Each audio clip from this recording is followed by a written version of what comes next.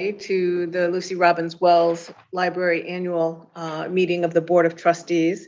And I just wanted to say thank you for those who allowed us to move the meeting from September 12th last week to this week. I had a business commitment that conflicted and I was not able to get out of. But I'm here now and so are all of you. So thank you for coming. I appreciate that. My name is Diane Stam and I am the current president of the Board of Trustees. And I'm very happy, even though we seem to have some challenges with our technology, that we're here in person. We do also have some board members that are remote, and I believe we have some public participants that are remote. So we will be going back and forth throughout the meeting, trying to incorporate everyone. I know we've been doing remote and hybrid meetings for a while, but somehow there's always still a glitch where somebody's not off mute or we've missed something. So please bear with us as we go through this.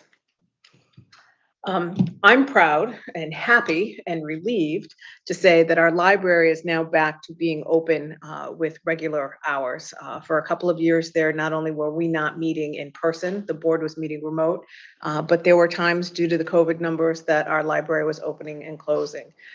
We all, as a community, seem to have it together now. Our numbers are down and our hours are more regular. And I just wanted to point out that we do have the walk-in services, the browsing, you can use the computers.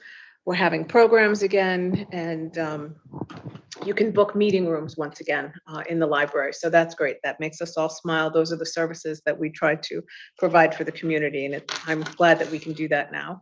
Our hours are just a little bit different. They're certainly longer than they were before. So we are open Monday through Thursday from 10 to 8, Friday and Saturday from 10 to 5.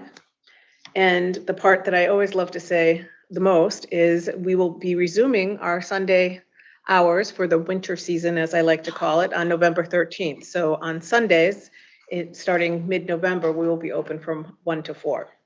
So that makes me happy to be able to, that we can be able to provide that service. And of course, we learned how popular some of the other services were, the Lucy to Go services, all the online services, all the ability to pick up the phone and call reference and get that. All of that is still there, even though we're going back to normal hours. So again, thank you to all of you for working with us through the COVID hours and routines. And thank you to our staff for being able to pull all of that off. One of the other things that we were able to get back into circulation is our 5K fundraiser races. So the first year we had to cancel it. The second year we postponed it until October. This past year in May, we had our 20th running of our 5K race, which is our major fundraiser. And that came off very well. And fingers crossed, we will have our next race, fundraiser race, on Monday, May 21st in 2023, as we go back to our regular schedule. Monday? Did I say Monday? Yeah. I meant Sunday. So our races are always on Sunday. It's always the week after Mother's Day, if you needed another way to remember how we set up those races. But I have to say that if it wasn't for the generosity of our sponsors throughout those years, even the year that we ended up canceling the race, we could never pull this off. We also could not pull it off without the commitment of the staff and the volunteers. It's not only the board members who volunteer, the Friends Group volunteer, the honor students from school volunteer. It really does take a village to pull off that race. And we're very appreciative of everyone's assistance. I'd like to just point out some of the things that I'm grateful for. Our library staff who have continued to be creative and work hard in providing services to our community. During the pandemic, it was brought home to us how hard it is to stay current and provide services with a world that can change so rapidly, right? So part of the reason we were closed when some other libraries were open is because we could not provide services in a safe manner. And that was simply due to the configuration of our building and our current services. Our last renovation expansion, if you'd like, was 34 years ago in 1988. Our world and our community needs obviously have changed greatly since then. And while our staff did an incredible job to rearrange things, work out how we can do things better, search for grant money so that we can get different equipment, different desks and things in the office that would allow us to provide services again. That's really more of a Band-Aid approach than an overall approach. So what one of the tasks that our board is taking on as we go forward is to seriously do a feasibility study to look at renovating and expanding our library. It was very nice of former board members to go ahead and purchase some land that was adjacent to the library, and that will give us some flexibility in terms of what we're able to do, what our new footprint may or may not be, and how we'll expand things. So again, that is one of the challenges that we have going forward, and our task is to try and take all of the information that we've learned from the pandemic and incorporate those lessons learned, which I think the biggest lesson is that you don't really know what's around the corner, and you do have to be flexible in your plans as you go forward, not only with what you do on a day-to-day business, but the environment that you do it in. So we have high hopes. We've been working with the LDS, or the Library Development Services Group, to reimagine what we can do with our library. I can tell you that that committee, the Facility and Site Committee, had a great meeting, and we got some preview looks for what's going on. I'm very excited about it, and I hope soon that we can start coming out with some quick look type of paperwork to get the rest of the community engaged and aware of what it is that we're looking to do.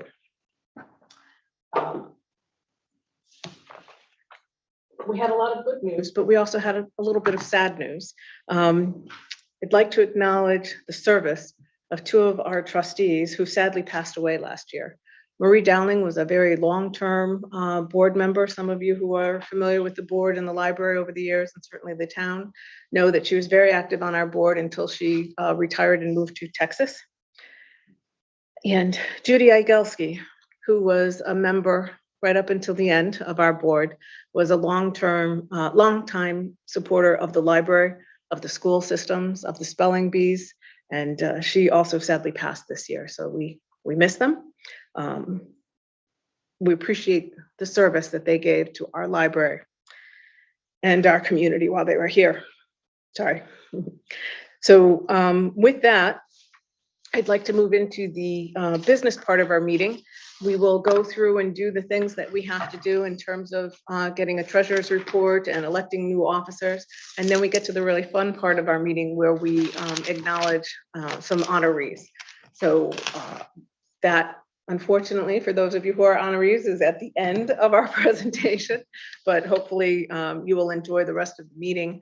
And again, we truly appreciate everyone's support over the last couple of years as we go through this. So with that, I will ask to have a motion to waive the reading of the minutes of the September 13th, 2021 annual meeting. So moved. I'll second that. All those in favor? Aye. Any opposed? Okay. All in favor, the motion carries. And next we'll move into the treasurer's report from Leanne Mankey. Leanne?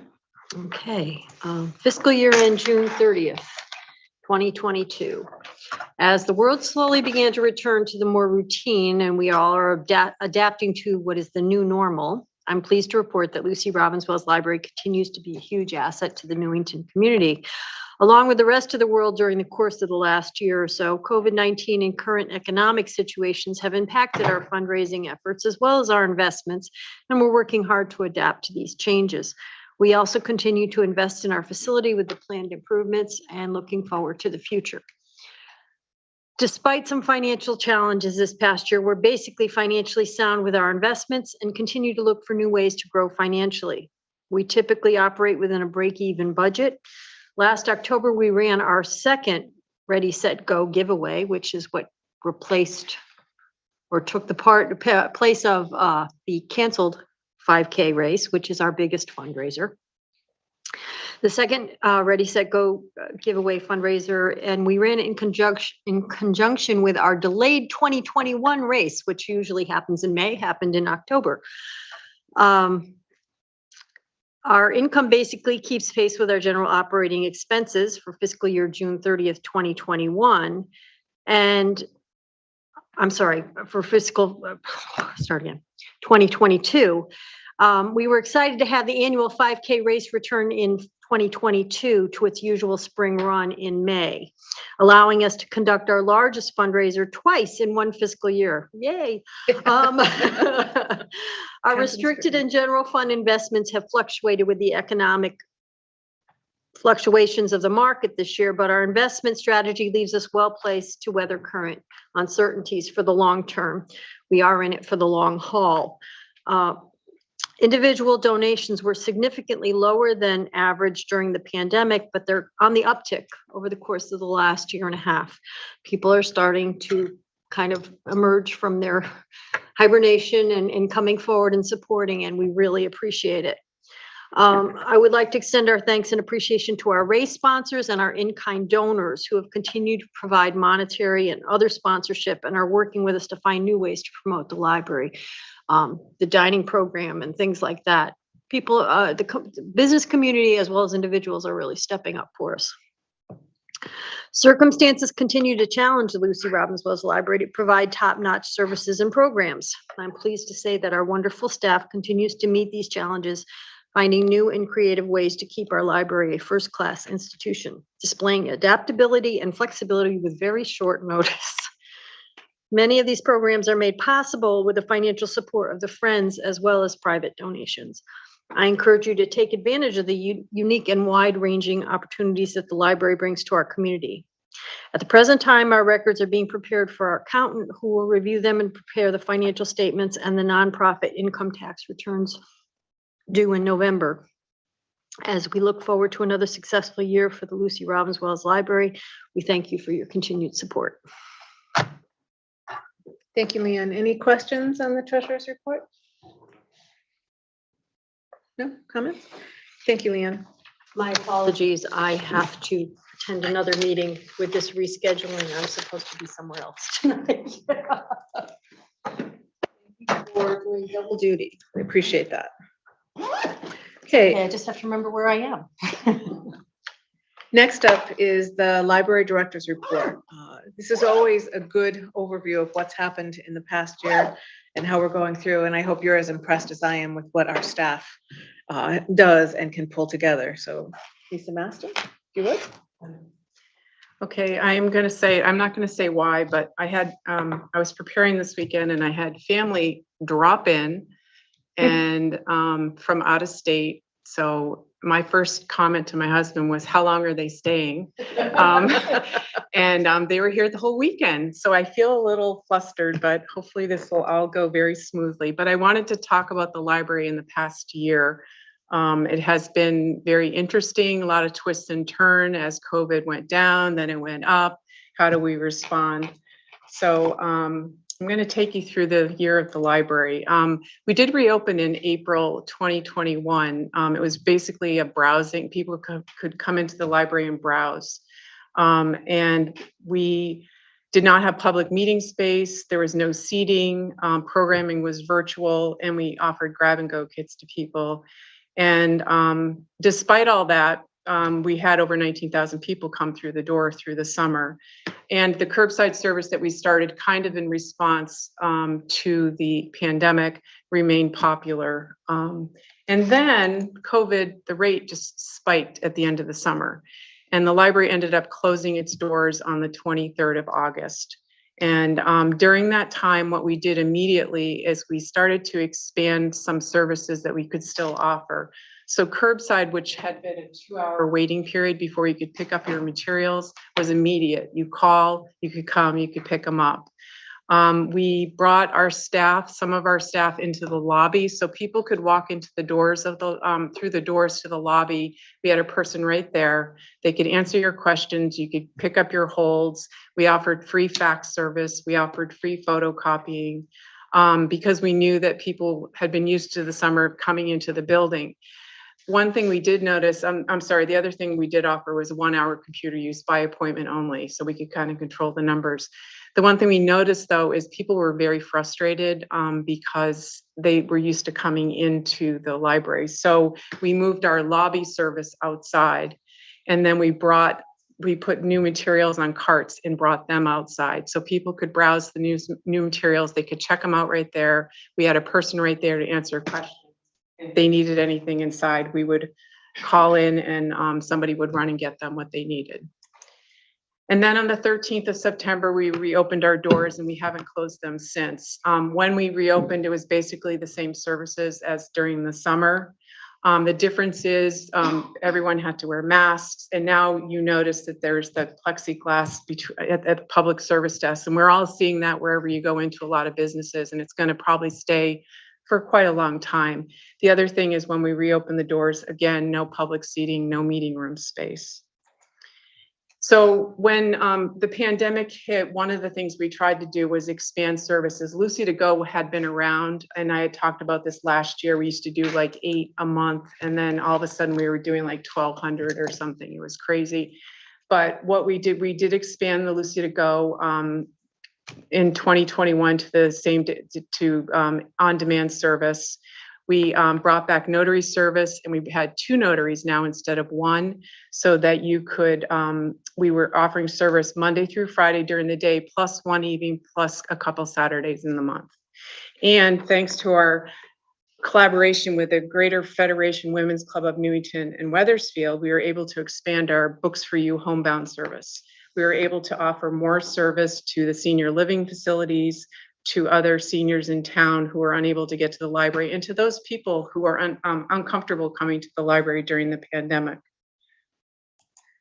So as the year has gone on, and as the infection rate went down, and as vaccinations became more common, we were able to bring back art exhibits. We have brought back our meeting rooms and our study rooms, and the Friends donations bins are back, and they are full almost every single day.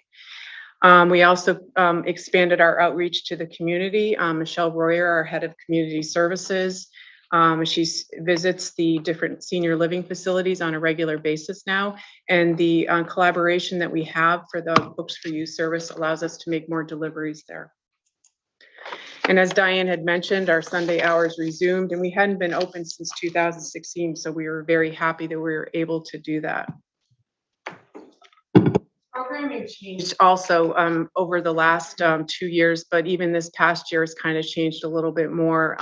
We had to go completely virtual when COVID rate was very high, and we had never done that before. So we had to learn Zoom, and we began to offer programming virtually in 2 different ways. One was live, where you either brought in you had a presenter or a staff member, and we used Zoom to project the live.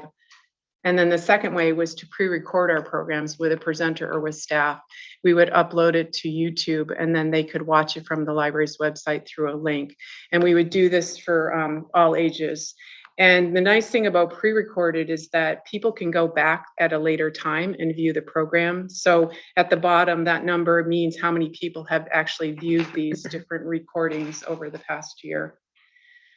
And then we did do some outdoor programming, but that's very weather dependent. The story walk we have out all the time, except when it gets windy and rainy and it rips it up, then you might have to bring it in for a while. Story times, when it got cold, we couldn't do it anymore outside. But as the COVID rate has gone down, we started to transition from the outside programs to indoor programming. And we started actually with story times for children, but the groups were always smaller. You couldn't have the same numbers that you had before. We did teen pop-up craft programs, laser tag, and we did some programming for adults as well.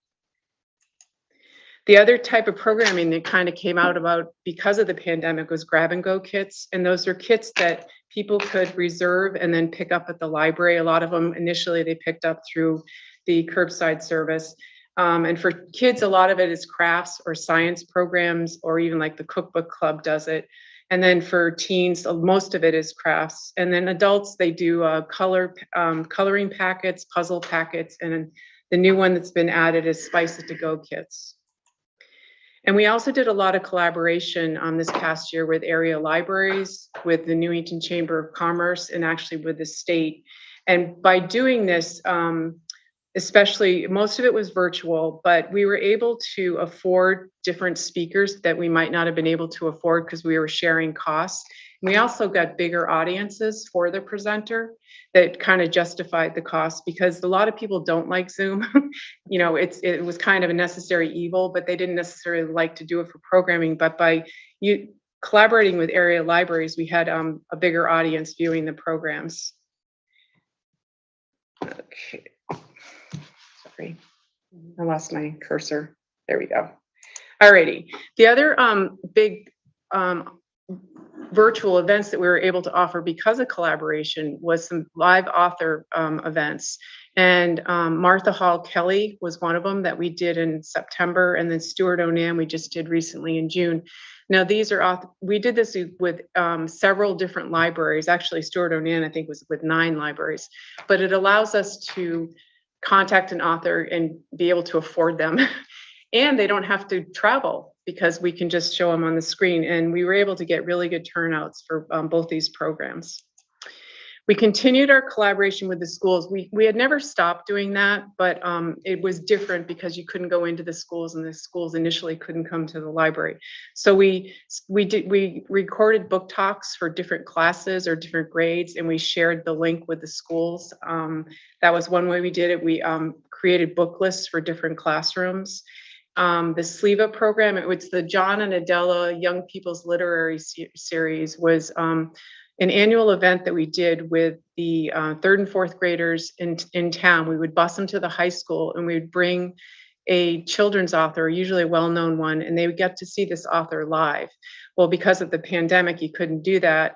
But this year we were able to have one. It was a virtual event, but all 3rd and 4th graders in town were able to see this live event. And the kids loved her. She's a nonfiction science author, so she did some science experiment, talked about her books. And I think the one thing they like the most is, you see the picture, she has bangs. Well, she has bangs because she has scars on her head from where a boa constrictor sunk his fangs in her forehead. So that's why she had them. The kids thought that was the best thing about the program, I think. And then in the spring, we were able to start school visits. And this is these are kindergartners who came to the library. All the different kindergarten classes came. The one thing that the library has kind of prided itself on is our collection. We have a pretty varied, balanced collection. We really strive to do that. We have policies in place on how we purchase materials. We have books, large print, audio, visual, magazines, and more. And so our physical collection is just over 168,000, and we checked out over 190,000 items last year. And with considering the pandemic, I was pretty pleased with that number because the year before it wasn't as good. But the one thing that did out of the pandemic was the digital collection grew quite a bit, because the first year of the pandemic, people couldn't really access the collection easily, initially not at all. So we worked on expanding our digital collection. And this year we did the same thing. And the digital collection is ebooks, audiobooks, movies, music that you can stream or download to your device. So we added over 17,000 new digital items to our collection. And so our collection is a pretty good size. It is a shared collection with the area libraries. We're in a consortium of 30 libraries, but by sharing the digital collection, it's able to be bigger, more varied, and we can afford it because digital items are not cheap. But they are being used, as you can see, because we had over 33 items downloaded from Newington residents. Sorry, I'm using the cursor. There you go. There you go, sorry. Okay, so there we go. The other kind of digital services the library offers is our website and social media. The website is really the port for many people to access the digital collection, to get information, to find out about programming and other services. So it's something that we really strive to keep current. And we want to make it very easy for people to get to go where they need to go. And then the social media we use a lot to inform you of what is available, what's happening, and anything, special events, special news at the library. We also have pay for online services for the learners of all ages. And this is, you would not be able to afford these at home probably, or if you did, it would be expensive. So we pay for them. Newington residents just have to have their card and they can use them. And we also have them for all ages because the Pebble Go is really geared towards students and it gives them a lot of different subjects and it's used quite a lot. So over 215,000 times these different services were used over the past year. The other new digital services we have is we upgraded our Museum Pass program software to make it a little bit easier to reserve a museum pass, check it out, and print it from home. You can now register for library programs online from our website. And we have a new library app that you can download to your phone that allows you to search the catalog, access your account, and you can create a digital library card on your phone and we can scan it when you come into the library so you don't have to have the physical card. Some other new things at the library is when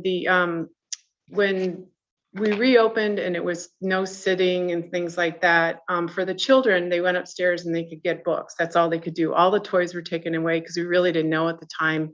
You know, we thought it was, well, it still isn't safe because everything goes in your mouth, but it wasn't safe to have them out. So the staff created passive activities for the kids. So they have different kind of like obstacle courses, hopscotch, I Spy tanks, and they, different things in scavenger hunts that the kids can do when they come up to the second floor. Now we're starting to put the toys out, but for a long time they didn't have that. The other thing that the staff did upstairs is they created sight work bundles for their sight word reader bundles. Those are for parents to help them teach their kids how to read. And they created topic totes for teachers so teachers could check them out for their classrooms. And then this past spring, we started circulating long games for people so that you didn't have to buy something to use at once during the summer when you had that party. So you could check them out at the library instead. Our friends of the library group, as Diana had mentioned, they are amazing. They're creative. They're hardworking. They work really hard to raise money for the library, and most of that money goes towards library programming. About, I'd say 95% of our programming is paid by the friends, and they also support technology and other materials. So they do this through membership. That's one way. They had a special new fundraiser called I Love Lucy, where you made a donation, you filled out a heart, said why you love the library, and we hung it up in the library and everybody could read why people love the library. They have a Friends Corner, which is an ongoing book sale. They did the porch sales where they had this book sale out in the front steps. And then this past spring, they were able to have their in-person big book sale at the senior center. And they're going to be having their next one, just so you know, at the end of October, the last weekend in October, they're having it. So, and then the friends also, do you guys remember that big, ugly shipping container that was in our library lot for many, many years? It's gone. It's the one on your left or my left. I don't know what it is for you, but it was awful. So anyway, they purchased a new shed. It's beautiful. And that's where they store all their book donations that they get to save them for the next book sale. And it looks lovely with the other shed. It looks beautiful now. It's like a little, we called it the Goldilocks. If you notice, there's a little one, a medium one, and a big one now. So we're all set. No. So our library board of trustees, I'm not going to go much into the race because two people have talked about it a little bit, but they had 2 races in 7 months. That is a lot. So the first race was a beautiful fall day. And the one thing I will say is Bill Rogers, who I love, who's a marathon champion, came to the race and he ran in the race. And he made it very special, but it was wonderful to be in person again. We had to change some protocol. And the big thing is we were outside for everything, registration, food, all that. We had to move it all outside due to the pandemic. And then, you know, in May, we had our 25th anniversary of our road race, and Bill came back.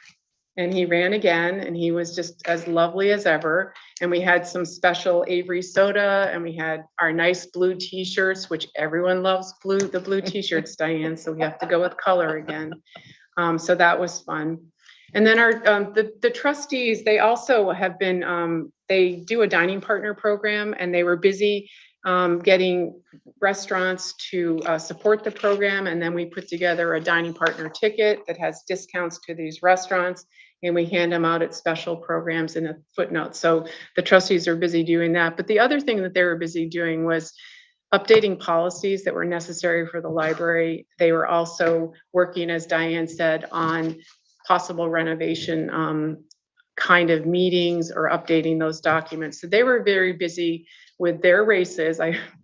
That was too much. Two in a year is too much. And then they also had these other things that they did, but they were doing a lot of work behind the scenes supporting the library. We did receive 2 grants this past year. ARPA is the American Rescue Plan Act grant to Connecticut libraries. It was administered through the Connecticut libraries. And we received money. We replaced all our technology furniture that had been pretty old, and it offered no social distancing between patrons. So we replaced all of that. And we also bought wireless headsets for our staff, so we were no longer sharing phones. And people really like that. And then we got a second grant from the Hartford Foundation for Public Giving Greater Together Newington Community Fund. And we were able to purchase 10 additional Wi-Fi hotspots that patrons could check out. And a lot of, people use them to go on vacation. They use them if they don't have internet at home. They use them if their internet goes out, but you can check them out for a week. And that this grant allowed us to offer 12 total to the Newington residents. Improvements that we did to the building, pretty much the entire first floor is recarpeted this past year, and it looks great. We bought new shelving for the teen area to expand it out a little bit, and it allowed us to kind of rearrange their little alcove. It's not really a big space, to make it more cozy. And I put this in about the cleaning service because we are so excited about our new cleaning service because they do such a great job, and the building is so clean compared to what it has been in the past. We continued having changing of the guard, and that means new people in new positions. Katie Cornell became our new circulation supervisor. She replaced Dorothy Russell, who became a new head of collection management. Michelle Patnode on the right is our new digital services librarian. And Kennedy Cornell is a new library staff member, our library family member, I guess. She was born in March. It's Katie's daughter. So we think she's adorable. And I think she came to visit, and I think all the work stopped in the back room. So some of the challenges that that libraries were facing specifically, and it's libraries in general, is one of the things is the building is a lovely building, but it is getting old. And in the past 6 months alone, we've had 3 major leaks that have required pretty extensive repairs. The building also, because of the structure of the building, it's difficult to repurpose some of the space. It's difficult to put new wiring for technology. And some of the rooms are just too small for what we need to do. And then the parking, even though there is not enough parking between the town hall, the community center, and the library, if there's any kind of big event going on at any of them, or if it's going on at Mill Pond. Once that happens, there's no parking, and we experienced it this summer. And the frustration we have is that patrons just want to come use the library, and there's no parking. And we are open 6 days a week, so I think it's something that's really going to have to be addressed by the town sooner than later. The funding, the state funding, and the library funding, it's been flat for a while. Costs have gone up, so that certainly affects what you can do. And we still have 2 unfunded full-time positions, which does affect what kind of services we can offer. I think with the pandemic, our library and a lot of libraries in Connecticut, and I think businesses feel this way too, you lost to your customers because they stopped coming for a while because you weren't open, or they were concerned about coming in. So, trying to bring them back is something that is a challenge. And I know that a lot of you have read in the news or seen in the news lately about censorship and banning of books. And that has become a real issue for libraries throughout the whole country. And it's not just a Texas issue or a Florida issue. Connecticut definitely having the same problem. So that's something that, we're very concerned about. We think we do a really good job buying And we, as I said before, we have a policy, but it's a huge concern that people want to not have other people read something because they may not like it, but you might like it. So we're trying to make sure that that doesn't become a problem for us. And then as we move forward, I can move forward. There we go. And the next few months, we're going to be replacing some equipment. So we're going to start offering wireless printing or mobile printing from your device that when you're in the library, you can send your print job from your own laptop or your phone or whatever and to be printed at the library printer.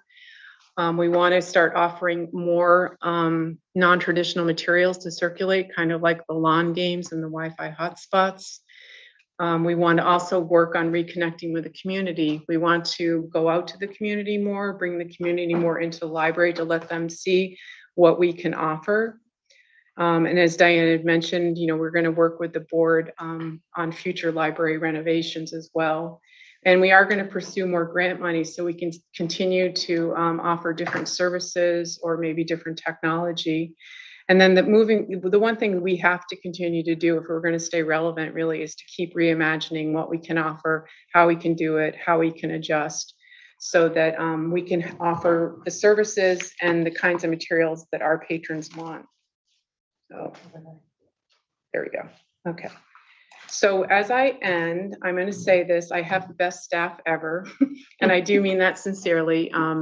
We've had a couple tough years and our staff really stepped up and we were able to do a lot because of their innovation, their willingness to change, adjust, and things like that. So I'm really, really proud of our staff and all that we've been able to accomplish. And I know, the library wouldn't be what it was without the staff. And I wanted to thank, we have a really supportive town council and town manager, which I truly appreciate. We have a supportive community. They definitely will tell us what they think. They give us advice. They give us praise, things like that, but they are supporting us also through the budget. We have a great library board of trustees who do a lot to support the staff and the future of the library. I mean, that's what they're concerned about. So I really appreciate that. And we have a wonderful friends group, as I said, they work so hard and they've done so well the last year or two, just, coming back from a really hard time for fundraising. And I'd like to especially thank my co-pilot here tonight, Karen Benner. She's the assistant director. Karen is wonderful to work with. She works really hard. She's wonderful with the staff. She does a lot with the technology, and really I couldn't do what I need to do without Karen. So I really thank her as well. And that's all I have for tonight. So thank you. Thank you. Thank you, Lisa.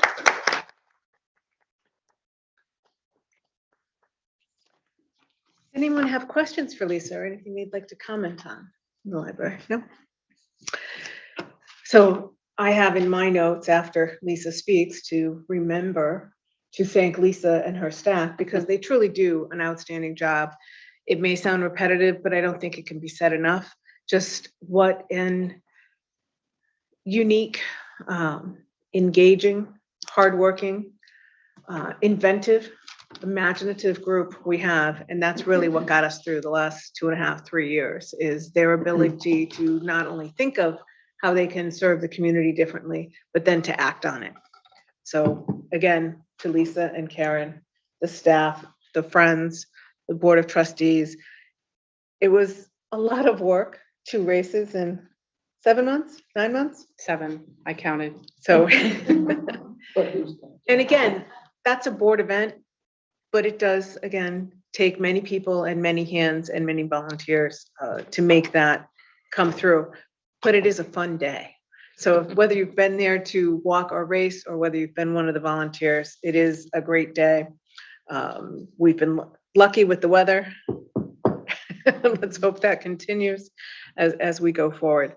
But really, our library staff is amazing. The next part of business is nominations. But before we go into nominations, I want to call out the names of my fellow trustees.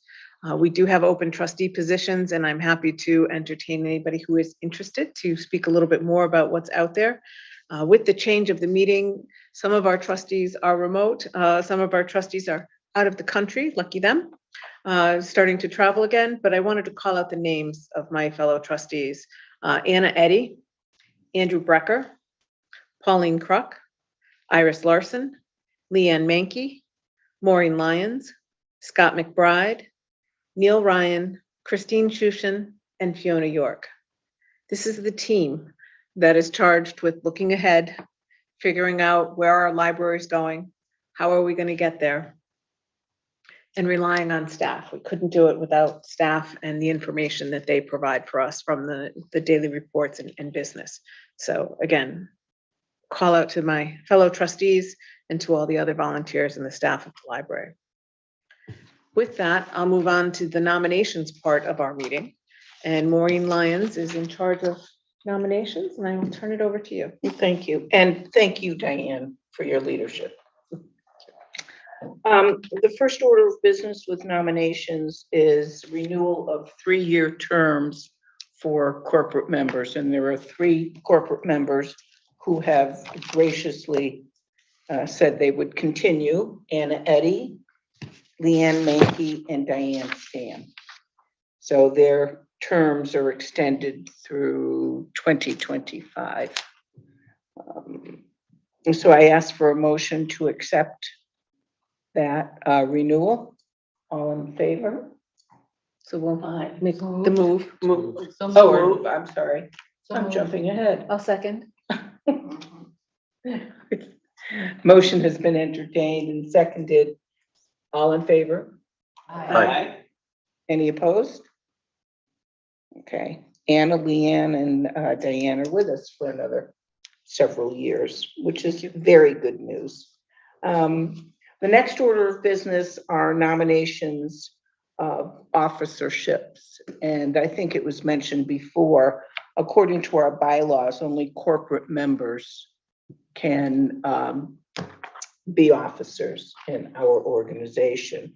The nominees are Diane Stam for president, Leanne Mankey, treasurer, Iris Larson, secretary, and Maureen Lyons, vice president. Are there any nominations from the floor or public participation? No brave souls. No. Okay, hearing none, I ask that we submit one ballot and ask for a motion that this be accepted. So moved. Second? Second. Yeah. Okay, all in favor?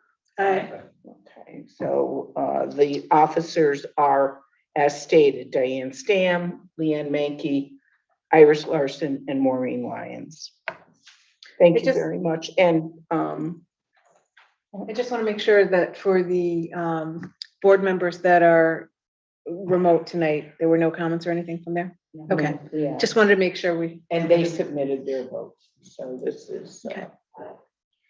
Thank you. so we're all set for next year, except we do, and again, I'll reiterate what Diane mentioned.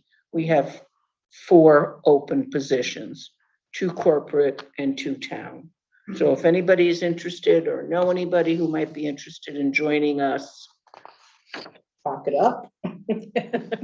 And you can let any of us know, or you can contact Lisa and we can get the ball rolling. Thank you. All right. Thank you, Maureen. Appreciate that. Old business on the agenda. There is no old business. And for new business, this is one of the parts that I enjoy the most. And this is the recognition of our honorees. These are folks that have gone above and beyond in either volunteering or services or donating their time or their finances to the library.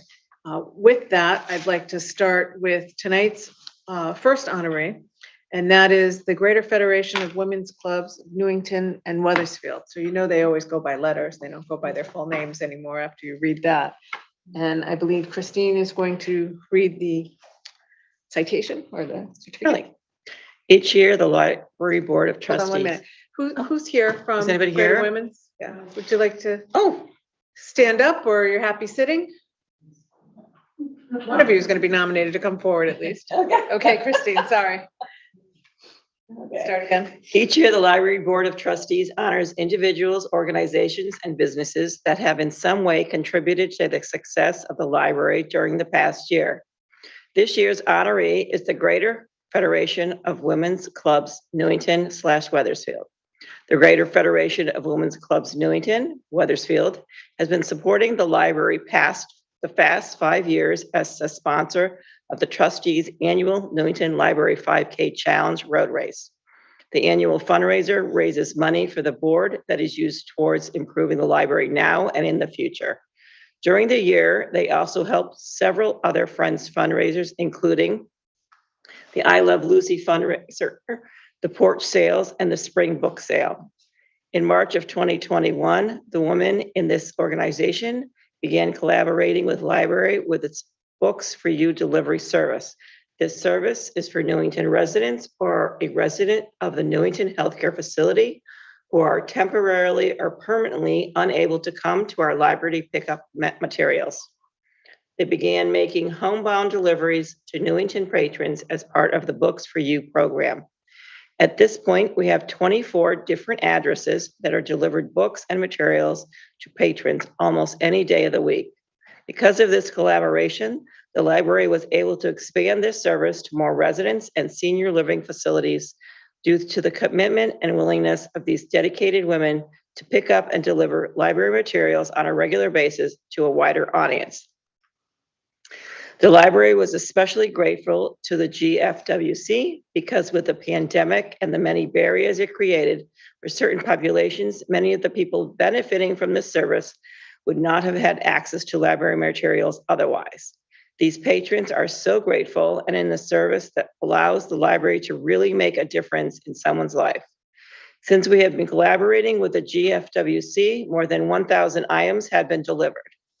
The Library Board of Trustees is grateful for their volunteerism and the difference it has made to the library and our patrons' lives. We are pleased to recognize the Greater Harvard Federation of General Federation of Women's Clubs of Newington and Wethersfield as this year's honoree for its continued support of the library and its staff. Thank you.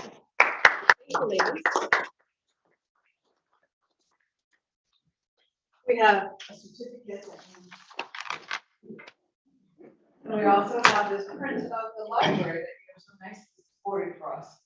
There's someone here that accept that picture? Sure. Yeah, Doc, come on down. Oh, good. How we all like to do.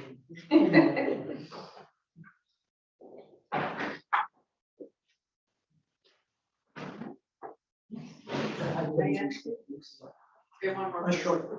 I wore heels just so I wouldn't have to be the only one in the front.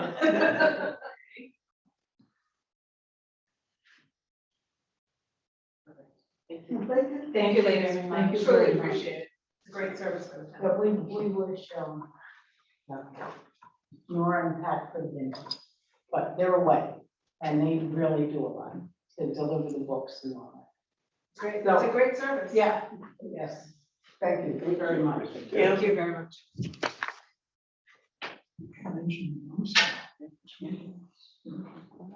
We also have, and I think Jean and Donald are there. Yeah, we're putting them up on the screen They're for up you. on the screen so we can see them on the screen. I don't know if they can see me. I'm waving at everybody. I'm not sure if they can see me. But we do have some legacy inductees.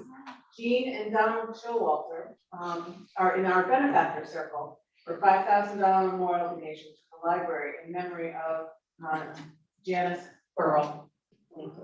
And Scott, I believe you have the I do. proclamation. We'll have Scott to read. The Legacy Society and Association of Library Patrons and Friends who have made donations in our future provisions for the Lucy Robbins Wells Library and their estate plans, regardless of value. Such provisions may be in the form of bequests, trusts, annuities, life insurance, retirement plans, or other means. Tonight, the Library Board of Trustees is pleased to induct Jean and Donald Showalter and Fred Berner to the Legacy Society for the donation and or future provisions to the Lucy Robbins Wells Library. First, we would like to induct Jean and Donald Showalter of Scarborough, Maine into the benefactor circle for their generous donation of $5,000 to the library in honor of Janice Burrell. Janice was a longtime library patron who passed away in August of 2021 after a brief illness. Janice was well known in the library as a voracious reader who loved listening to audiobooks, especially mysteries. As the audiobook format changed from CDs to digital, Janice made the leap to the digital format and bought an iPad and began downloading them to her device. She was so pleased to have access to so many different titles. These audiobooks were so much comfort to Janice as she battled her illness. She was a regular at the library programming and always supported the Friends and other library fundraisers. Janice was always bringing her friends to library events while telling them about the library and what it had to offer them. And for those of us who have been here a while, we also remember that Janice retired as a high school English teacher in Wethersfield. Janice worked at the Friends Cup and the Chaucer Cafe. Jean Showalter was a first cousin to Janice. Jean's mother was Janice's father's sister. While Jean was born in Maine, she moved to Connecticut at a young age and lived here until she and her husband moved back to Scarborough, Maine to enjoy the beautiful town, the library, and the ocean several years ago. After Janice passed, Jean called the library to discuss donating on behalf of herself and her husband Donald to the library to honor Janice and her love of the library. Both Jean and Janice grew up in families that understood the importance of reading, and it was something the whole family did together. They both understood the library is a major part of any community. The information, materials, cultural enrichment, and the services that the library offers is so important to everyone's lives, as it is critical to keep supporting libraries so they can continue to serve its community effectively. Jean and Donald's generous donation not only honors the memory of Janice Burrell and her love of reading and of the Lucy Robbins Wells Library, but it also gives that continued support that they value as necessary in all communities. So on behalf of the Library Board of Trustees, we are pleased to induct Jean and Donald Showalter into the Benefactors Circle category. Thank you very much. Thank you. Thank you, Jean and Donald. Is there anything that you wanted to say at this point? No, I can't think of anything except to thank you. And I know that Janice enjoyed all of you and enjoyed her library very much. It was a big part of her life. And we all miss her. Thank you. Thank you. Thank you for honoring us with your recognition of her and her love of libraries. We appreciate it. Next, we have recognition for our Planned Giving Council. Fred Berner and Maureen Lyons will read that. And it is my extreme pleasure to do so. The trustees would like to induct Fred Berner of Newington, Connecticut, into the Planned Giving Council category for his thoughtful decision while planning his estate that includes the Lucy Robbins Wells Library being named as the main beneficiary of his estate. Fred is a very familiar face in the library.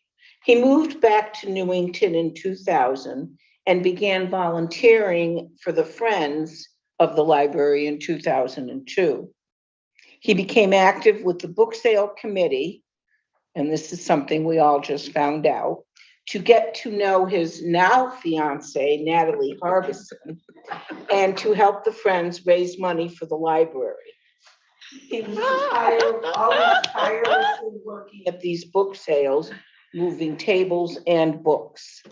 He sold tickets at the Winterfest, manned the booth at the waterfall festivals, and picked up water for the library. He was treasurer for the Friends for several years, and then took over the maintenance of the Friends Corner until the pandemic hit. Fred was always willing to help set up and break down for larger library events like the Hanel concerts, library events that he and Natalie always attended. And I can attest to that. I just always remember Fred being here. I don't know that there was a time when he wasn't. The trustees also recognized Fred as a 2004 honoree for his volunteerism at the library. Over the years, being a very active member of the Friends, Fred was a huge supporter and advocate for the library. He was always one of those patrons you could call on to help promote and defend the library during budget season or when needed. His sweet personality and kind manner always made it so enjoyable working with him, and the staff loves seeing him at the library. Recently, while Fred was planning his estate, he decided to include the library as benefactor of 50% of his estate upon his passing, which I hope won't be for 100 years. This kind of estate planning helps to extend the library's good work into future generations and the Newington community. The trustees recognize the importance of planning for the future of the library. And with the planned giving that Fred Berner has committed to us in his will, it will help ensure that the library will have the means to do so. The trustees are extremely grateful to Fred, not only for his many years of volunteering, his continued support of the library, but especially for including the library in his will as a benefactor at such an incredibly generous level. So on behalf of the Library Board of Trustees, we are very pleased to induct Fred Berner to the planned Giving Council category. Thank you, Fred.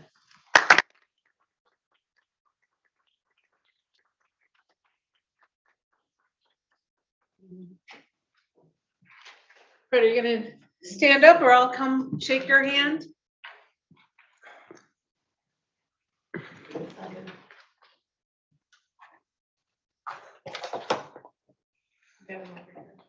I get you, Fred. So the write-up said it best, but Fred has always been a part of our library. We are very grateful. I know, very grateful. I don't want to be in the way. Oh, I'm sorry. We are very, very grateful for your thinking of us. You have always thought of us. You have always been a great service to the library, and we appreciate it. You got a smile for me, Thank Fred. you. Thank you. Ready?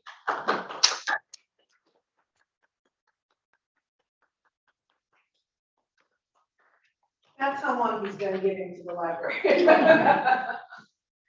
you. And thank you, Natalie. You apparently was his You inspired impetus. his dedication. I just wanted to say thank you to Fred for not being bashful about the donation. Most people who place the library in their wills don't share that information with us, and we don't find out until after they pass, so there's no way to really honor him or her. To do it because he didn't know it was happening. So we're very appreciative that we could recognize you. Well, we still can. You can thank Natalie. Thank you, Natalie. Probably, I was really on my way to New Hampshire when I met Natalie. And I don't mean in a, you know, I was planning to move to New Hampshire. Met Natalie and Here you are. luckily things worked out real well. Maybe they're gonna work out better for her.